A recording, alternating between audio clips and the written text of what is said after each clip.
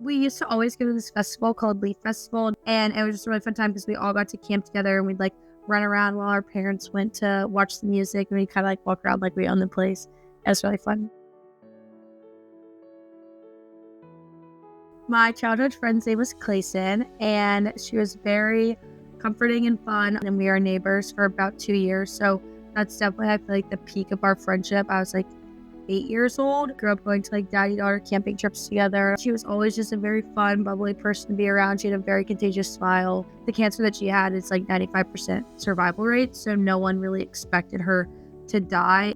In that moment was obviously just like a lot of sadness and confusion and even like anger and kind of shock as well. And it wasn't obvious necessarily, it wasn't the cancer. She was cancer free. It was just her body's reaction to like the chemo and all the medicine she had to go through.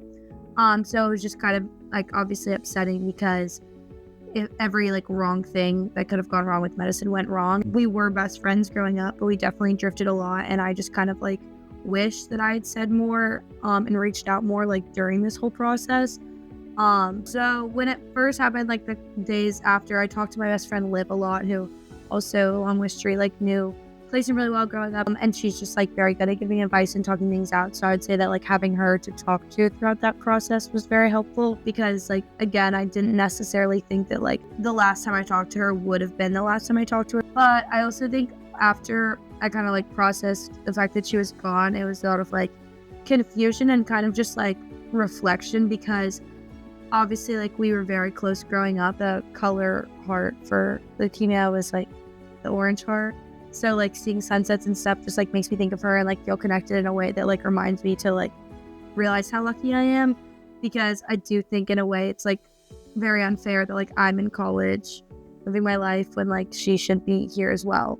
If I do have that inclination to text someone that I'm thinking about them, like I should just text them, because you don't necessarily know if you'll get the chance to get. I tried to like live my life to the fullest, but obviously it does put a lot of things into perspective when someone actually dies, reminding myself that I am lucky enough to experience those moments when she can't. So I actually listened to Mel Robbins' podcast, and it was talking about 8 things you should say to yourself every morning. So every morning I wake up and I look at myself in the mirror and I say, today's going to be a great day.